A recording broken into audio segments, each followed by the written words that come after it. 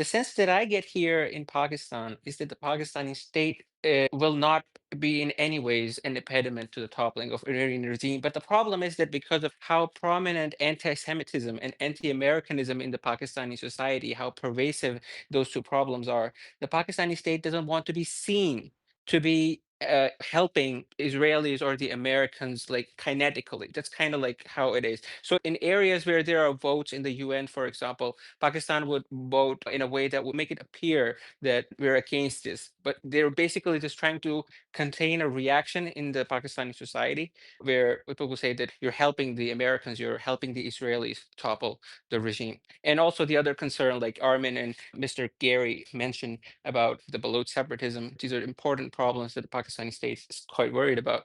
And as Gary said, there will be some UN-backed troops on the ground taking care of border integrity. Actually, Pakistan would more or less, at least the sense I get is that Pakistan will be, there for help. Actually, will actually help.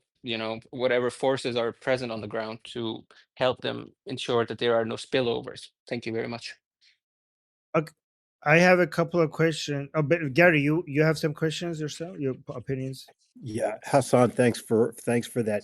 And two points about Pakistan. So what you mentioned about the UN, and it's not border integrity in Iran, it is the nuclear sites integrity. So Okay. the UN would not be enforcing, and the United States would not be enforcing Iranian border security. That would be strictly an Iranian matter. It's Okay, just the that's nuke good. sites. I do want to point out one thing that some people may have missed. So at the time that there was the exchange going on between Israel and Iran prior to the June 14th, 15th attacks directly on Iran, the government of Pakistan offered to give Iran a nuclear weapon that they could then launch at Israel. And they made that Oh, really? pronouncement. They made that pronouncement publicly. Wait, when Personally, was this? that was, remember Really? when Israel and Iran were having the exchange before the June 14th, 15th direct bombing in Iran? I thought that the Oh, Islamic Republic made that up. no, No? no, no. The one where Israel hit some Iranian guy in Lebanon or something, and then Iran launched a bunch of rockets, and then Israel took out their defenses, right? Wait, you're saying Pakistan offered nuclear weapons to the Islamic Republic? Am I hearing this right? I think I'm You mishearing are this. hearing that correctly. That was confirmed. Gary, I'm pretty sure you have good source on what you're saying, and I'm not at all doubting it. But if that were true, I don't think that the way the relationships are between the Pakistani state these days and U.S. will be where they are. They would be very shaky, and you just wouldn't have let that kind of thing slide. At least that's what my thing is. But I'm pretty sure what you're saying. You have better sources than me, or you're better connected. Why do you think I'm always Probably not bringing up then. Pakistan and my fear of Pakistan having nukes? I'm like, Right. Like, isn't like Gary? Isn't that wouldn't that be like a international emergency? That if that something like that was offered, was that like a serious offer, or was there just some unimportant person from the government? Like, wouldn't that be like okay, like that would be the end of relation? Like, I don't understand how this Exactly. was not a Yeah. bigger deal. because Uh, everyone's too stupid to realize how bad the Islamic Republic gang nukes are. No, they're yeah, not stupid. They have the best intelligence in the world, but like And America is pretty concerned about these things. Like nuclear proliferation is exactly why they're doing this whole thing so in the first so place. let's hear yeah. what Gary has to say. How come this did not become a bigger deal after this? So Gary. Shortly thereafter, there was a rapprochement between the United States and the government of Pakistan, where there was a much closer and warmer public persona on the face of that relationship. That was duly noted within the inner circles within the United States. When Pakistan said that, that would be really, that. So, I'll just give you my background just a little bit. So I'm just a simple country organ transplant specialist, and I was part of a group that provided information to the U.S. Department of Defense after 9/11, when the concern was not about planes flying into buildings, it was planes dropping nuclear waste as dirty bombs over U.S. cities in follow-up. So that was something that was classified back then, but that's not classified any longer. That's the big concern that there is from Homeland Security and U.S. Department of Defense and Intelligence, and that is partly what underlies the USA Patriot Act, is the concern of nuclear events on U.S. soil. When it comes to Pakistan, there are many concerns, as you've all rightly pointed out. The thought of a nuclear detonation on any country's soil in the world is the primary mission of the U.S. Department of Energy and also a very important mission for the U.S. Department of Homeland Security. There is no more important mission from many of their perspectives to preventing a nuclear detonation on U.S. soil with a nuclear weapon that's brought in or with radioactive materials being brought in. This is something that we're very, very well defended against. So with all of that as background, whenever something is said, like when MBS a few weeks ago said, we don't have to have a nuclear development program, we can just buy one from Pakistan. He said that approximately 3 weeks after Pakistan offered the Islamic Republic of Iran one nuclear weapon to attack Israel with. These are not isolated events, and these are things that do not go unnoticed by U.S. government circles, both at the State Department, Department of Homeland Security, or Department of Energy. So I can't speak to why people are not aware of that, but those two events, when Crown Prince MBS said he could just buy one from Pakistan, and Pakistan offering to give one to Iran to use against Israel, these are not viewed as separate events. They're viewed as reasons to send more American diplomats and other people with persuasive powers to Pakistan to create a new public relationship. Gary, can you answer, please, sir? How on earth did they even get to go nuclear? I mean, we're worried about Iran, which we should be, but were they just flying under the radar? Like, did everybody just let this happen? No, the Americans Israel, gave them their nuclear capacity. We did. Israel wanted to bomb them at some point, but they were stopped. Who are we talking about now? The Pakistanis. Like I said, No, that's not correct. No, that's Pakistan not stole correct, that nuclear Susanna. technology from No. India, who developed it organically. Yeah. Oh, So organic. Pakistan gained nuclear weapons and nuclear technology directly from the Chinese, the Russians, and the final pieces were from North Korea, not from anything from the United States. And is it true that Israel at some point wanted to blow it up? And they were getting Yes. ready to go blow it up? I'm not familiar with that. But I'm sorry, my question is who let it happen? Because the US did not let countries go nuclear if they don't want to. So who was in charge specifically? So North Korea, I believe, has a lot of nuclear weapons, and nobody let them have it happen. It happened in the midst of frozen diplomacy between the United States, Russia, and China. The United States doesn't control everybody's behavior on the planet of Earth. When North Korea became a nuclear power, President Clinton and his predecessor and the person who came after him were very much read into the situation, but frozen diplomacy prevented definitive intervention. When it came to Pakistan, now you're talking about back in the early 1970s. I think it was around 70 or 72, somewhere in there. Somebody can correct me though, but this was a very, very different situation. It was after that. It was well after that because in 1971 we had a war with India, and at that point in time we were not nuclear. I apologize. I think we detonated a nuclear bomb. I think in the Washirs era. It would be 1990s, sometime around 1990s. Yep. Oh, really? It was that late? Wow. How Yep. time flies. So let me read this for just a second. So it says in the early 1980s, Israel planned a preemptive airstrike on Pakistan's nuclear research facility to prevent the country from developing nuclear weapons. Israel approached India to collaborate on this mission, specifically requesting permission to use Indian airspaces for refueling. However, the plan was aborted because the Indian government refused to cooperate, fearing that such a strike would trigger a full-scale war or nuclear retaliation from Pakistan. Additionally, the US exerted diplomatic pressure to stop the operation. So Susie is correct because Americans stopped the Israelis. Like they didn't give them the nuclear weapon, but they did stop the Israelis from stopping the Pakistanis from removing their nuclear weapons. So I went to go look up what I was talking about. I was misremembering details about some backstabbing that happened with the Pakistani ISI. but you are accidentally, indirectly correct. So they didn't give them The win. things, but Can, Yeah. can I And say Susanna, something just here? so you know, I'm sorry. the ISI's official emblem is the back of somebody with a knife going into it. So you're right on. You're spot on. Oh, dude, I mean, what they did in the really? Bombay hotel attack and all that shit. We had a US asset turn against us. It's a whole thing. Let me stop. Yeah. Okay, we have Sorry. to put Can Susie is mostly right on the sleeve of the Armin and Goldie shirt.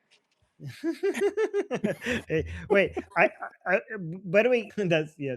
Okay. So, by the way, Gary, I just wanted to mention this. Can you explain this to me? Because what I'm reading, it says there's no evidence Pakistan offered a finished nuclear weapon to the Islamic Republic. However, Pakistan, specifically the AQ Khan network, did sell the Islamic Republic the critical technology, blueprints, and equipment centrifuge necessary to build one.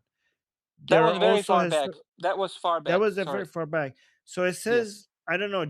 Maybe I'm asking Gemini. Gemini is saying there's no evidence that Pakistan offered a finished nuclear weapon to. Maybe you have I, information that is not public, Gary. I would never share information that's not public. Okay. Okay. Well, can you like as if you send that to me because that's a big deal. Like if you could send that to me, that would be like or post it in the community tab. All right.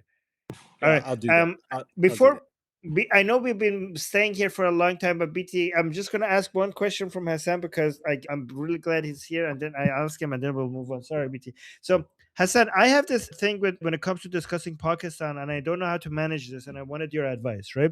So I keep talking about Pakistan as a shithole, like because of Islam poverty and inbreeding. But I also don't want to be insulting to all of our heroes in Pakistan, the secular activists, the ex Muslims, the atheists, and all the people in Pakistan with the proper value on our side. How do I manage this? I mean, is this as somebody like what do you think? Because I think the Pakistan is a failed state. The government at least is a failed state, in my opinion, or or becoming one. Like, how And I can I also shit on your country but respectfully? yeah, yeah. how could I shit on? How could I? Well, not. I mean, should I? How could I shit on at least at the government, at the military, and the Islamization, and the fact Right. that Right. Pakistan has been hit with the three curses of Islam, poverty, and inbreeding, without losing the amazing people from Pakistan who are on the right side? So, Armin, really all I can say here is that I think you know better than anyone else when Islam takes over a country, it can kind of like numb the people to, they don't really know what the things they're endorsing just out of a religious upbringing and things like that. They don't quite know that. You just mentioned how Muslims are better than Islam, and you're actually kind of spot on with that. And the fact that most Muslims don't even know what's written in the Quran. Right. These are important points. And I would really appeal again to your sense of empathy that Pakistanis are a diverse people, 240 million people. And Yeah. yes, there is a breakdown in terms of how the economy is doing and, just a general society wide, like there is, it's an impoverished country. These things are all true. And a lot of it is to be blamed down to the fact that Islam has more or less like, the people here, they have been made into anti-Semites and anti-Americanism. Also, part of the reason why Pakistan has such high levels of anti-Semitism and anti-Americanism is, I don't mean to say it like Iranians are responsible for it, but a lot of it came, Yep. after from Yep. Iran itself. And I don't mean to, say in the sense that you guys are to No. blame for that. No, this is a regional problem. If you really look at it, it is essentially a regional problem. This kind of thing you'll see even in Turkey. Turkey has a lot of anti-Semitism, right? So, these are values that this is part of the reason why I'm cheering on the Iranian cause, because, once you people have set an example of, how a society moves forward when it's tied down by all these factors, like especially Islam, and just this top-down authoritarianism. Once you guys break that, it's going to set an example for the region to move forward. So I say be empathetic and just generally approach this matter with But somewhat nuance. sorry, finish, and then because I have a problem with trying to Yeah, do sure, that. sure. You can go ahead. Go ahead. You can say what you have to say. So my issue is, and you could correct me if I'm wrong, is that when it comes to Iran, it seems like the Iranian people have reached a level of understanding regarding the correct values, and that I don't see that in Pakistan or in Afghanistan. Like I think, like correct me if I'm wrong, but in Iran, the problem is the regime. The solution are the people. But in Pakistan, unlike people like yourself, the problem comes from a huge portion of the people. Is that correct, or is that a miss? That's actually a Okay. matter of fact. But I would say this one thing. I have lived my whole life in this country. I'm currently here. I do not plan to leave the country. One of the things that I am seeing here is a very positive change in society. And I've seen it happen in the last 10 years or so. Society, there are improvements, especially as people aren't as poor as they used to be. And that's had a huge impact on some of the more regressive thoughts. Right now, I think the most extreme people that inhabit Pakistan inhabit areas that border Afghanistan. Afghanistan is currently exporting essentially a lot of militant Islam into Pakistan, and because the regions that border Pakistan have this, language similarities with them. So a lot of ideas travel, fast, and they kind of stay contained over there in that region. So in mainland Pakistan, especially in Punjab and big urban centers, they're actually moving forward, and I see positive trends. So you're right about this. That's true. It's a bottom up pressure in terms of like how society kind of wants and likes Islamic system of governance. So they kind of like endorse it. Even though they would, if it's imposed of them, they would probably rebel. Pakistanis, for example, almost always reject religious parties. If you look at the Pakistani election results, religious parties almost always contest elections, but they are almost always not given enough seats in the parliament. In fact, very little seats, if any, to form any kind of meaningful force in the parliament of Pakistan. So what I'm trying to say here is that there is reason to be hopeful. And yeah, even I'm doing whatever little I can to talk to people here, get a sense of what they think. And I've seen improvements, is all I'm going to say right Well, now. stay safe. And oh yeah, of course. I don't, I take this approach of not being very harsh, or, I just try and be empathetic because I've been there. I was a Muslim one, so I've been there. I know how it can be. I try and have conversations as thoughtfully as I can, as empathetically as I can. But I see positive trends. That's all I'm gonna say here. And we need people like you, yourself, and other people who can approach this topic with some empathy, because you can almost never convert, or you can never really insult people out of bad ideas. You kind of have to talk it out of them with respect. And if you cannot be at least respectful, you have to be like at least make your point with empathy. So yeah, that's Yeah. probably what Well, I'm gonna say. thank you. Nice Yeah, chat. thank you for that. After Armin leaves and the recording is done, but maybe before he leaves, I have a question, and I would love for Gary and Hassan to chime in if either of you feel compelled. So next we have Francesco. Betty, if you want, you can ask it now before I.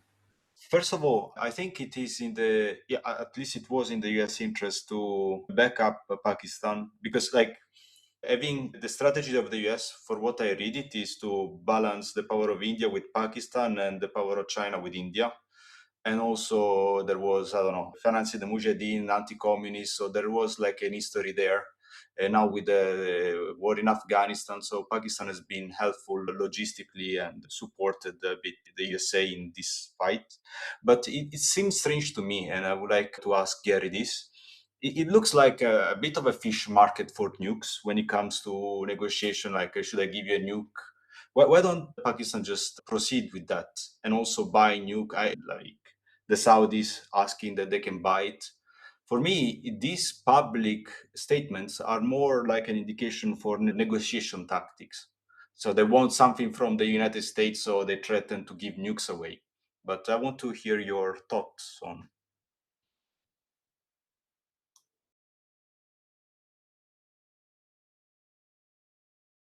Gary? Yeah, I'm sorry. I think the IRGC was trying to keep me on mute. It's a great question that you pose. Like what I talked about earlier about, there at least many different groups of people. There's two different things. There's two things that separate people. There are people who have killed people with their own bare hands, and there are people who've never done that. Then when you look at the world, there are those countries that have nuclear weapons and those that don't have nuclear weapons. Fortunately, there are only a few countries that actually have nuclear weapons. I will tell you from personal experience about something called the Radiation Effects Research Foundation. I would urge you to look at it. And it was created in the aftermath of Hiroshima and Nagasaki.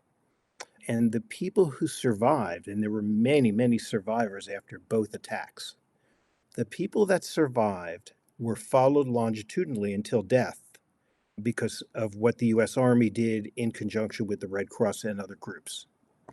Nuclear weapons and their use is not world ending. It is world altering, but it's not world ending. And weapons that size, like the 10 to 15 kilotons that you saw in Hiroshima and Nagasaki, those are very tiny in comparison to what exists out there.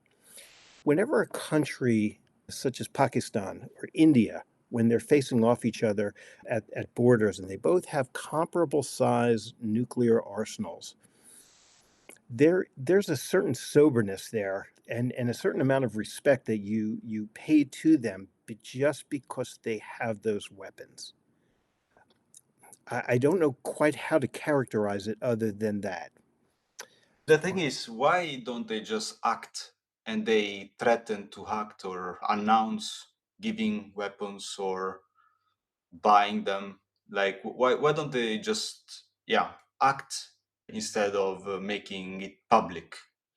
Like for me, I'm surprised by the fact that the Islamic Republic doesn't have a nuke already given. Well, so they do have enough fissile material in the Islamic Republic of Iran. They have enough fissile material for 12 of them the size of Hiroshima and Nagasaki weapons. Whether or not they have them weaponized, nobody can say for sure right now. But beyond that, if you're seeing something in print, in media, about somebody offering to give somebody a nuclear weapon, you don't know for sure if that is a counterintelligence operation being run by one intelligence service or another against another country. You can't tell that. But what I can tell you is that countries with nuclear weapons discuss transferring that information and even their materiel to other countries not infrequently. That is a fact of life. Can I just add? And if I just one last point on that, and there have been times where it's come close to coming to fruition, and people have died because of those mistakes that they were offering. Wait, Francisco, you're saying you're surprised that the Islamic Republic doesn't already have nuclear weapons? Is that what you said? That somebody didn't smuggle them yet. Yeah. Well, the Islamic Republic has gotten close to having nuclear weapons multiple times, which was stopped every single time by Israelis because they're watching everything. The only reason why the Islamic Republic is not a nuclear power right now is because of Israel. They would have. But if Pakistan threatens to give it away, so that's a lot of potential for just smuggling. But again, I think U.S. intelligence and Israeli intelligence is observing that all the time and stopping. Like, this is such an important threat that they would not let that happen. I don't think they would let that happen. Yeah, that's great. Just as a note of relief, any of you take a look at those pictures of Mars that come back from NASA and ESA? They're pretty remarkable, aren't they? The Mars Reconnaissance Orbiter was outfitted in conjunction between ESA and NASA, but mostly European Space Agency. But the Royal Astronomy Academy, or Astronomical Academy in the UK, there are not many things that the UK does right anymore. But one thing they do right is in terms of intelligence and the ability to detect things from space. So they created a capability where, not only can the Mars Reconnaissance Orbiter go down to about 6 centimeters per pixel, but they can also detect very, very low levels of radiation on the surface of Mars. And by extension, they can do the same on Earth. So you remember a few months ago when, I guess it was June, when there were those 30 or 35 Earth movers worth of big trucks backing up to all the major Iranian nuclear facilities? Every single one of those trucks was followed, and they knew exactly how much radiation was being emitted by each one of those trucks. It's very hard to hide radiation, especially when you're an amateur trying to transport it. Okay, guys, I have only like 12 minutes. I want to make sure I hear the rest of the people. Can you do it in 30 seconds? Yes, I will try. So I want to say that it's not up to the responsibility for killing should not be put on the Iranian people or the revenge, because when it comes to stats and stereotypes, we can generalize people, but when it comes to crimes, we cannot. There are just individual rights and individual responsibility.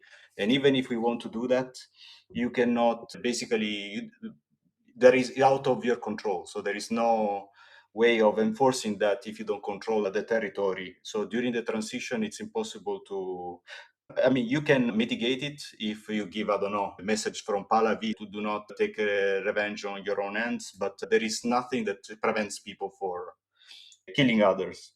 And also, it doesn't make sense for UN, and because you can get into sanctions, and they can't wait to blame the new government for atrocity that will be committed, I think.